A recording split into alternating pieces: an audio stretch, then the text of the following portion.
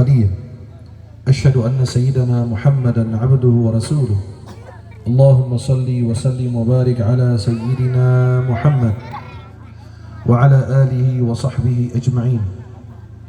سبحانك لا علم لنا إلا ما علمتنا إنك أنت العليم الحكيم. سبحان الله وبحمده عدد خلقه ورضا نفسه وزنة عرشه ومداد كلماته. رضينا بالله ربا وبالإسلام دينا وبمحمد صلى الله عليه وسلم نبيا ورسولا. Para jemaah yang dimuliakan Allah, uhibbukum jami'an fillah. Saya mencintai kalian semua karena Allah. Semoga Allah senantiasa mempertemukan kita di dunia dalam taat dan di akhirat di surganya Allah Subhanahu wa ta'ala. Alhamdulillah wa syukurillah, saya diberikan kesempatan oleh Allah bisa hadir di malam hari ini dan sekaligus memandang wajah-wajah penghuni surganya Allah. Semoga seluruh jamaah yang hadir dan yang berkeinginan hadir kemudian ada halangan untuk bisa bergabung bersama kita di malam hari ini, mudah-mudahan kita semua diampuni dosanya oleh Allah, dikabulkan hajatnya oleh Allah, dilancarkan urusannya oleh Allah, dipermudah urusannya oleh Allah Subhanahu wa ta'ala. Yang saya hormati dan saya muliakan aparat pemerintah, siapa yang tidak memasuki taman surga di dunia, dia tidak bakalan masuk ke dalam surganya Allah di akhirat. Ketika beliau ditanya tentang taman surga di dunia, beliau mengatakan adalah majlis ilmu, majlis zikir, majlis Al-Quran, majlis di mana kita ingat Allah, menyebut nama Rasulullah, bersalawat kepada baginda Rasulullah Muhammad sallallahu alaihi wasallam. Inilah majlis yang banyak sekali orang iri dan dengki sama kita. Kita diberikan kesempatan oleh Allah bisa hadir di malam hari ini, bisa bergabung bersama orang salih dan salihah, penghuni surganya Allah. Tujuan utama adalah kita mendalami ilmu agama, mendekatkan diri kepada Allah, bersilaturahim, dan saling mendoakan dalam kebaikan, saling menjaga ukhuwah dan persaudaraan kita. Para jemaah yang dimuliakan Allah Subhanahu wa ta'ala, kita masih suasana bulan Rabiul Awal, bulan kelahiran manusia yang paling agung, manusia yang paling sempurna secara manusiawi. Nama beliau adalah nama yang paling kita cintai. Nama beliau adalah nama yang paling kita agungkan. Nama beliau yang disebut di permukaan bumi ini setiap saat, setiap waktu. Ketika dikumandangkan azan di setiap daerah, setiap wilayah, pasti akan menyebut nama beliau sallallahu alaihi wasallam. Maka nama Rasulullah nama yang paling kita cintai. Akhlak adalah akhlak Rasulullah yang paling kita cintai. Hadis Nabi yang paling kita cintai. Kami bersaksi kepada Allah bahwa kami mencintai beliau dan mencintai nama beliau, mencintai akhlak beliau dan ucapan dan tingkah laku beliau. Kami mencintai masjidnya Rasulullah, kami mencintai siwaknya Rasulullah, kami mencintai tongkatnya Rasulullah, jubahnya Rasulullah, kami mencintai sandalnya Rasulullah, kami mencintai kurma karena disukai oleh Rasulullah. Kami senang makan kurma bukan karena dia kurma, tapi karena dimakan oleh baginda Rasulullah. Masjid beliau paling kami cintai, maqam beliau yang paling kami cintai. Kami mencintai yang mencintai Rasulullah, kami mencintai yang mencintai Rasulullah, kami mencintai apa yang dicintai oleh Rasulullah. Kami mencintai Rasulullah, kami mencintai keluarganya, keturunannya, para sahabatnya. Kami mencintai para ulama yang memperkenalkan kita kepada Rasulullah, yang menggambarkan kepada kita bagaimana ciri-ciri Rasulullah. Rasulullah SAW manusia yang paling mulia, Nabi tidak pernah memuji orang kaya karena kekayaannya, dan tidak pernah meremehkan orang miskin karena kemiskinannya. Beliau mempererat, memperukhuwah persaudaraan antara para sahabatnya dan pengikutnya. Tidak pernah meremehkan nikmat walaupun kecil. Nabi tetap mengagungkan, memuliakan nikmat Allah kapanpun, dimanapun. Nabi SAW selalu mencari kabar tentang para sahabatnya, bahkan mencintai orang miskin dan peduli perhatian kepadanya. Sampai ada seorang perempuan tersebut hanya tugasnya membersih masjid. Kalau sekarang kita kenal marbot masjid. Perempuan ini wanita yang biasa, bukan dari kalangan orang kaya, bukan istri seorang sahabat terkenal, bukan orang terkemuka di antara penduduk Madinah. Kemudian Rasulullah SAW bertanya kepada sahabat, di manakah wanita tersebut? Kata sahabat, tadi malam dia meninggal ya Rasulullah, dan kami menguburnya. Kata Nabi SAW, mengapa kalian tidak memberitahukan aku? Kata sahabat, kami takut mengganggumu ya Rasulullah. Apakah begitu selesai tugas pertanyaan Rasulullah? Tidak. Kata Nabi, kalau kalian sudah sholatkan, sudah dikubur, sudah selesai. Tidak. Akan tetapi beliau masih perhatian, peduli kepada perempuan tersebut walaupun dari kalangan orang bawah. Nabi mengatakan kepada sahabat, "Dulluni ala qabriha." Tunjukkan kepadaku di mana kuburnya. Lalu Nabi datang bersama para sahabat dan menyolatkan jenazah perempuan tersebut. Begitu perhatian Nabi SAW kepada pengikutnya, umatnya. Selalu menanamkan sifat yang mulia, sifat yang baik di dalam diri para sahabatnya. Nabi SAW tidak pernah minum khamar, tidak pernah main judi, tidak pernah menyuruh kita untuk meremehkan orang lain, dan tidak pernah sekalipun beliau memuji orang kaya karena kekayaan atau merendahkan orang miskin karena kemiskinannya.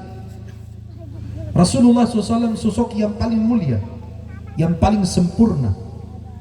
Begitu mulia akhlaknya, begitu indah tutur katanya. Nabi SAW adalah Rasul kita, panutan kita, uswah hasanah kita, teladan kita. Kita mencintai Rasulullah itu hal yang wajib. Beliau adalah utusan Allah untuk kita. Pertanyaannya bukan kita mencintai Rasulullah, tapi pertanyaan dibalik, apakah Rasulullah mencintai kita apa tidak? Apakah Rasulullah mengakui kita sebagai umatnya apa tidak? Apakah Rasulullah SAW mengakui kita sebagai pengikutnya, sebagai umatnya? Bagaimana dengan akhlak kita? Apakah akhlak kita seperti Rasulullah? Apakah tingkah laku kita sebagaimana yang diajarkan Rasulullah? Percuma kalau kita selalu memperingati maulid setiap tahun tapi akhlak kita tidak berubah. Percuma kalau akhlak kita sesama saudara kita masih saling menghina, saling menghujat, saling mencaci maki, saling meremehkan. Apalagi sebentar lagi menuju pilpres. Itu setiap terjadi pilpres terjadi retak antara hubungan persaudaraan kita. Padahal pilihan politik itu bukan pilihan akidah. Karena semua calon presiden adalah anak Indonesia, putra Indonesia. Beliau adalah saudara kita. Kita selalu mendoakan yang terbaik menurut Allah, bukan menurut kita. Menurut kita terbaik, menurut Allah tidak. Sampai dari pilpres kemarin masih retak hubungan antara kita. Maka Rasulullah SAW tidak pernah mengajarkan kebencian, saling menghina, saling menghujat. Kalau kita selalu memperingati maulid tapi kita akhlak kita belum berubah, berarti percuma kita memperingati maulid. Percuma kita mengakui sebagai muslim, muslimah. Percuma kita mengakui bahwa kita pengikut Rasulullah, umatnya Rasulullah SAW. Akhlak kita sesama tetangga kita masih belum berubah, sesama saudara kita, kerabat kita. Kadang-kadang di dalam satu masjid hubungan kita retak. Kadang-kadang saling membid'ahkan, saling menjatuhkan, saling menjelekkan. Padahal ini sama sekali tidak diajarkan oleh baginda Rasulullah Muhammad sallallahu alaihi Kalau kita memperingati maulid setiap tahun, kemudian sholat kita masih kita tunda-tunda, subuh kita masih kesiangan, zuhur kita masih dalam kesibukan, asar pulang dari kerja, maghrib baru sampai rumah, isya ketiduran. Bagaimana dengan ibadah-ibadah kita? Justru peringatan maulid untuk menambahkan cinta kita kepada Rasulullah dan menumbuhkan cinta di dalam diri kita kepada Rasulullah. Percuma kalau kita peringati maulid, kemudian masjid-masjid kita, musola-musola kita masih sepi, pengajian-pengajian masih sepi. Pertanyaan saya, hadir malam hari ini bukan sebuah kewajiban, akan tetapi hadir berjamaah di masjid itu kewajiban bagi setiap muslim muslimah. Walaupun perempuan tidak diperintahkan ke masjid dan juga tidak pernah dilarang ke masjid. Apakah jemaah yang hadir begitu banyak malam hari ini? Tadi subuh begitu penuhi masjid-masjid dan musola-musola. Memperingati maulid setiap tahun, tapi ibadah kita masih terlantar, masih tertunda-tunda. Bagaimana kita memperingati maulid setiap tahun tapi kita tidak pernah mendekat dengan Al-Quran? Kita punya 4, 5, 3 anak, satu pun di antara mereka tidak ada yang hafiz Quran. Apakah kita tidak mencari syafaat di hari kiamat? Anak penghafal Quran dalam hadis yang lemah, sanadnya dhaif, bahwasanya anak penghafal Quran akan memberi syafaat kepada 10 orang dari keluarganya di hari kiamat. Seorang ibu memiliki beberapa anak, satu pun di antaranya tidak ada yang hafaz Quran. Penghafal Quran bukan diartikan dia jadi ustadz, kiai, ulama, tidak. Kita perlu insinyur hafiz Quran, pejabat hafiz Quran, polisi hafiz Quran, dan ini yang hafiz Quran, dokter yang hafiz Quran. Kami berharap di setiap bidang ada penghafal Quran, bukan karena menjadi ulama, tapi Al-Quran yang menjaganya, Al-Quran yang mengontrol akhlak dan perilakunya. Bukan kita yang menjaga Al-Quran, tapi justru Al-Quran yang menjaga diri kita. Kita tidak butuh waktu membaca Al-Quran, tapi waktu kita yang membutuhkan Al-Quran. Dengan Al-Quran kita akan merasakan kenyamanan, ketenangan di dalam diri kita, di dalam rumah kita masing-masing. Bayangkan di satu wilayah ada seorang penghafal Quran, setiap saat, setiap waktu dia melantunkan ayat suci Al-Quran. Maka para jamaah ini dimuliakan Allah, percuma memperingati maulid dan kita jarang membaca Al-Quran. Terakhir kali kita baca Al-Quran kapan? Mungkin di dalam sholat fardu, di dalam sholat sunnah, atau menunggu orang meninggal untuk acara tahlilan. Di luar itu kadang-kadang tidak baca Quran, kadang-kadang menunggu bulan Ramadan. Bahkan di bulan Ramadan kadang-kadang nggak bisa sampai khatam 1 kali. Bayangkan Imam Syafi'i yang kita ikuti mazhabnya, beliau di bulan Ramadan khatam dalam 1 bulan Ramadan 60 kali. Sehari 2 kali beliau khatam. Di luar Ramadan setiap hari sekali khatam beliau. Bagaimana kita dengan Al-Quranul Karim? Berapa ayat, berapa juz yang kita baca dalam keseharian kita? Bagaimana pendekatan kita dengan Al-Quran? Karena Al-Quran itu adalah memberikan cahaya, keberkahan dalam kehidupan kita. Banyak sekali umat Islam kita di Indonesia yang masih buta Al-Quran. Banyak orang yang saya terasa beban, sulit untuk membaca Al-Quran. Jangan merasa terbebani, karena walaupun Anda merasakan kesulitan dalam membaca Al-Quran, pasti Allah berikan ganjaran dan pahala kepada kita.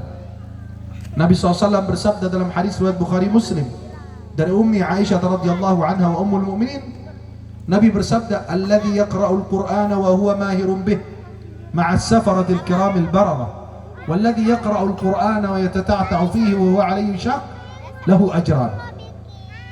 Orang yang baca Al-Quran dengan fasih lancar, bisa jadi bukan hafiz Quran, tapi setiap hari interaksi dengan Al-Quran. Sebagaimana kita interaksi dengan surat Yasin, semua masyarakat bisa baca Yasin dengan lancar. Kenapa? Karena setiap hari malam Jumat kita baca, atau setiap ada kegiatan kita baca. Maka Nabi SAW mengatakan, barang siapa membaca Al-Quran dengan fasih lancar, maka bersama para malaikat yang mulia. Dan barang siapa membaca Al-Quran dan terpatah-patah membaca, merasakan kesulitan. Halo? Halo? Kata Nabi, orang yang baca Quran dengan lancar, fasih, bersama para malaikat yang mulia. Bisa jadi fasih bukan karena seorang hafiz Quran atau orang yang berbahasa Arab. Coba kalau kita baca surat Yasin, pasti masyarakat bisa baca dengan lancar. Kenapa? Karena interaksi dengan surat Yasin luar biasa. Surat Idza Waqa'atil Waqi'ah, surat Tabarakalladzi biyadihil mulk, surat Ar-Rahman, surat-surat yang lain yang biasa kita sering baca. Kata Nabi, bersama para malaikat yang mulia. Dan orang-orang yang terpatah-patah membaca Al-Quran, merasakan kesulitan dalam membaca Al-Quran, dia akan mendapatkan 2 pahala dari Allah Subhanahu wa ta'ala. Kita terpatah-patah merasakan kesulitan baca Quran, insya Allah mendapatkan keberkahan dari Al-Quran. Kita mendapatkan 2 pahala dari Allah Subhanahu wa ta'ala. Para jemaah yang dimuliakan Allah, siapapun mendekat dengan Al-Quran jadi mulia. Jibril alaihissalam membawa turun Al-Quran, jadi malaikat yang paling mulia. Al-Quran diturunkan kepada Nabi Muhammad, maka menjadi Nabi yang paling mulia. Al-Quran diturunkan di bulan Ramadan, maka menjadi bulan mulia. Bahkan satu-satunya bulan yang disebut oleh Allah di dalam Al-Quran adalah bulan Ramadan, disebut secara langsung. Allah Subhanahu wa ta'ala berfirman, Syahru Ramadan alladhi unzila fihi al-Quran, Syahru Ramadan alladhi unzila fihi al-Quran, hudan linnasi wa bayyinatin minal huda wal furqan. Di bulan Ramadan Allah Subhanahu wa ta'ala turunkan Al-Quran. Bulan Al-Quran yang kita kenal bulan Ramadan, Allah muliakan karena di dalamnya diturunkan Al-Quran. Di malam Lailatul Qadri diturunkan Al-Quran, maka menjadi malam mulia. Khairum min alfi syahr, lebih baik, lebih mulia dari 1000 bulan. Siapapun mendekat dengan Al-Quran menjadi orang mulia, baik sebagai membaca, memahami, mentadaburi, mengamalkan, muwakaf Al-Quran, membantu para penghafal Quran. Siapapun yang terikat dengan Al-Quran, ada hubungan secara langsung atau tidak dengan Al-Quran, maka menjadi orang ahlul Quran, menjadi orang mulia di sisi Allah Subhanahu wa ta'ala. Para penghafal Quran, keluarga Allah dan pilihannya yang tertinggi kedudukannya. Maka orang penghafal Quran, dia tidak boleh meyakini bahwa ada orang lain lebih mulia di sisi Allah dibanding dia. Kenapa? Karena dia sudah memperoleh Al-Quranul Karim, kitab Allah yang mulia, berbeda dengan kitab-kitab yang lain. Maka setiap penulis kitab mengatakan, mohon maaf jika terdapat kesalahan dalam tulisan saya, hubungi penulis atau penerbit, kecuali satu kitab yang mengatakan dzalikal kitabu la raiba fi. Ini kitab tidak ada keraguan sedikit pun di dalamnya. Jangan ragu membaca, jangan ragu menghafal, jangan ragu belajar Al-Quran, mentadarusi Al-Quran, mentadaburi Al-Quran, memahami Al-Quran. Bayangkan di wilayah kita, kalau dihitung berapa anak-anak kita menghafal Quran. Jangan hafal Quran karena dipanggil Al-Hafiz, gak ada. Hafal Quran karena untuknya, keluarganya, orang yang dia cintai, dan dia mengajarkan Al-Quran kepada orang lain. Karena Al-Quran akan mengangkat derajat orang penghafal Quran. Bahkan kedua orang tua daripada anak penghafal Quran akan mendapatkan mahkota dari cahaya, jubah kebesaran di hari kiamat. Bayangkan kita di dunia orang biasa saja, di akhirat diangkat, dimuliakan derajatnya oleh Allah. Kita bangkit dari kubur, gelap gulita, tidak ada bulan, tidak ada matahari. Pada saat kita bangkit dari kubur, masing-masing lari memikirkan dirinya. Sebagaimana Allah gambarkan dalam surat Abasa, yauma yafirrul mar'u min akhihi wa ummihi wa abihi wa sahibatihi wa banihi likulli imri'in minhum yawma idzin sya'nun yughni. Yauma yafirrul mar'u min akhihi, seorang lari dari saudaranya, wa ummihi wa abi, ayah dan ibunya, dia akan lari meninggalkan mereka, wa sahibatihi wa bani, istri dan anaknya. Kenapa ya Allah mereka lari? tidak memikirkan orang lain. Likulli imri'in minhum yawma idzin sya'nun yughni. Masing-masing punya urusan di hadapan Allah. Masing-masing merasa ketakutan kepada Allah. Kecuali satu. Bayangkan kita bangkit dari kubur, tidak ada cahaya, tidak ada bulan, tidak ada matahari. Bagaimana menuju pada mahsyar? Sesuai dengan cahaya Allah berikan amal ibadah kita. Ada yang cahayanya 1 senti, ada yang 2 senti, ada 5 senti. Tiba-tiba kita bangkit dari kubur, gelap gulita. Cahaya kita tidak terlalu besar, tidak terlalu luas. Tiba-tiba ada cahaya yang begitu terang menerang menghampiri. Itu adalah anak kita menghafal Quran, memberikan jubah kebesaran. Orang tuanya diangkat, dimuliakan di akhirat. Padahal di dunia kita tidak dikenal. Padahal di dunia kita orang biasa saja. Diangkat, diberikan jubah kebesaran dan mahkota dari cahaya. Kata Nabi dalam hadis riwayat Abu Dawud, cahayanya lebih terang dibanding cahaya matahari. Bayangkan para jemaah yang dimuliakan Allah. Bahagianya orang tua kalau ada tetangga pulang ke rumah, kemudian dia bercerita kepada kita, "Bu, tahu nggak tadi yang imam maghrib siapa? Imam isya siapa? Imam subuh siapa? Anak ibu tadi, Masya Allah. Suaranya indah, bacaannya bagus." Itu berbahagia orang tua. Bahagia anaknya berada di tempat yang baik dan dipuji dan disanjung oleh banyak orang. Berbeda dengan orang tua yang bilang anaknya ikut ditangkap polisi karena tawuran, anaknya ditangkap karena narkoba. Kita langsung berkecil hati. Ya Allah, anak tetangga, anak pesantren hafiz Quran, memuliakan kedua orang tuanya di dunia. Ini anak orang tuanya masih hidup di dunia, dan dia masih hidup di dunia, orang tuanya sengsara. Maka bagaimana dengan kita Al-Quran? Setiap tahun memperingati maulid, tapi sayang sekali Al-Quran yang diturunkan kepada Nabi Muhammad SAW jarang kita baca. Kadang-kadang nama surat aja kita tidak bisa sebut dengan baik. Ada yang sebut surat Al-Mulk dengan Al-Muluk. Menyebut nama surat saja sudah salah. Padahal bacaannya surat Al-Mulk. Maka Allah berfirman, Tabarakalladzi biyadihil mulk. Tidak ada bacaan Al-Muluk, tidak ada. Bayangkan nama surat saja kita salah sebut. Bagaimana dengan bacaannya? Bagaimana dengan isinya? Anak kita menghafal Quran, dia lebih berhak menjadi imam dalam sholat. Bayangkan anak kita cuma hanya hafiz Quran. Lihat, silahkan perhatikan imam Masjid Istiqlal, orang biasa saja. Tapi karena semua hafiz Quran, di belakang dia ada presiden, wakil presiden, menteri. Artinya apa? Jabatan-jabatan tertinggi ada di belakangnya. Dia diangkat, dimuliakan karena Al-Quran yang memuliakannya. Nasabnya bukan begitu orang yang mulia. Harta tidak begitu banyak. Orang tuanya petani biasa saja. Tetapi diangkat, dimuliakan karena Al-Quranul Karim. Al-Quran akan memberi syafaat untuk kita di hari kiamat. Nabi bersabda sallallahu alaihi wasallam, Iqra'ul Qur'ana fa innahu ya'ti yaumal qiyamati syafi'an li ashabi. Bacalah Al-Quran, karena Al-Quran datang di hari kiamat berbagi syafaat kepada mereka yang baca Al-Quran. Baca Al-Quran dapat syafaat. Bagaimana kalau kita sampai menghafal Al-Quran? Kenapa rumah kita, rumah tangga kita selalu ada persoalan, selalu ada ribut? Karena rumah kita jauh dari Al-Quran.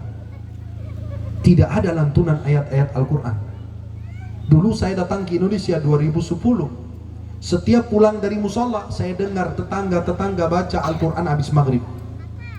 Terdengar walaupun surat Yasin dia ulang-ulang, tapi masih terdengar lantunan ayat-ayat Al-Quran.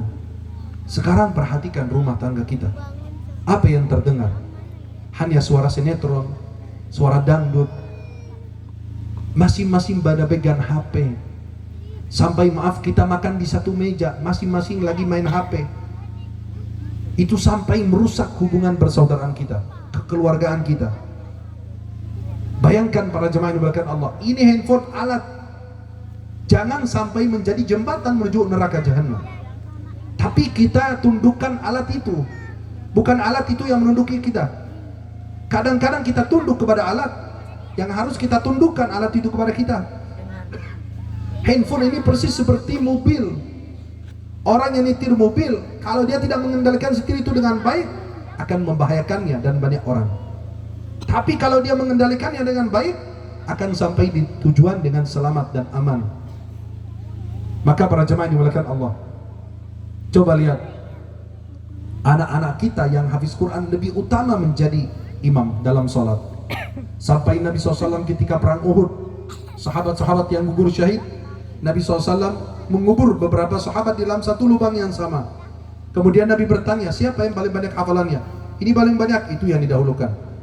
Di dalam alam barzakh didahulukan para penghafal Quran. Kita di dunia dapat kemuliaan Al-Quran, di akhirat dapat syafaatnya Al-Quran.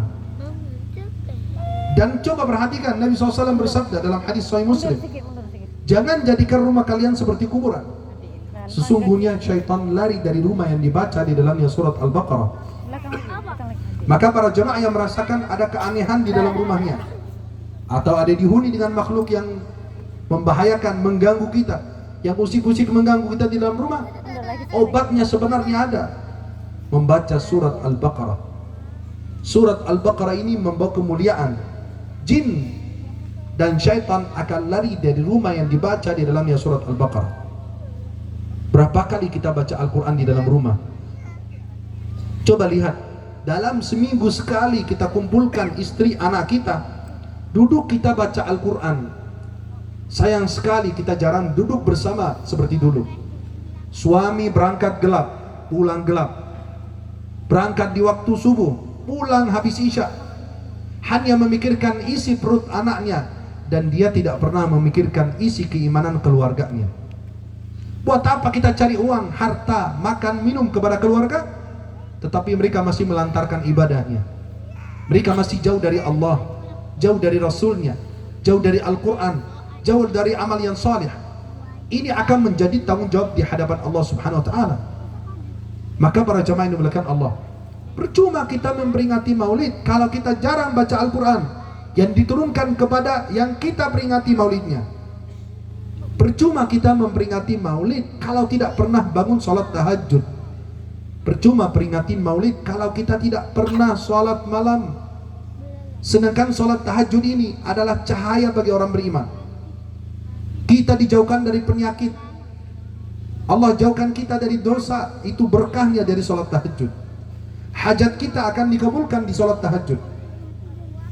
Nabi SAW bersabda, sebaik-baik sholat selepas sholat fardu adalah sholat tahajud, sholat malam. Bayangkan orang lain tidur, kita bercinta di hadapan Allah, kita bersimpuh, kita sujud di hadapan Allah Subhanahu Wa Taala. Semua jamaah yang punya persoalan, apapun persoalanmu, apapun hajatmu, tuangkan di tengah malam. Berbisik di bumi, terdengar di langit. Percuma kita memperingati maulid Nabi Muhammad SAW tapi masih durhaka kepada orang tua kita. Apa arti antum hadir dalam maulid acara seperti ini tapi masih bikin kesal orang tua, masih durhaka kepada orang tua, tidak menghormati orang tua? Wallah, demi Allah, antum memuliakan seluruh manusia di muka bumi, di luar rumah, tetapi tidak memuliakan orang tua. Anda ini tidak bakalan dapat kebahagiaan dunia akhirat. Semua dosa ditunda di akhirat nanti, kecuali dosa durhaka kepada orang tua, akan dibalas oleh Allah di dunia langsung. Kita akan saksikan sebelum kita wafat, apa yang kita berlakukan kepada orang tua kita akan dibalas oleh anak cucu kita. Percuma antum hadir di dalam maulid sedangkan menyakiti hati orang tua, membuat orang tua menangis, menderita. Banyak sekali orang yang mengutamakan ibunya dibanding istrinya dibanding ibunya. Istri yang dia besok bisa lepas, bisa dia tinggal, atau menikah orang lain, dan meninggalkan ibu yang membesarkan dan melahirkannya, dan menghadapi kematian pada saat beliau melahirkan anaknya. Para jemaah yang dimuliakan Allah, setiap bulan Rabiul Awal di Indonesia, Masya Allah, paling banyak memperingati maulid dibanding negara Timur Tengah. Nggak ada yang memperingati maulid seperti kita peringati di Indonesia.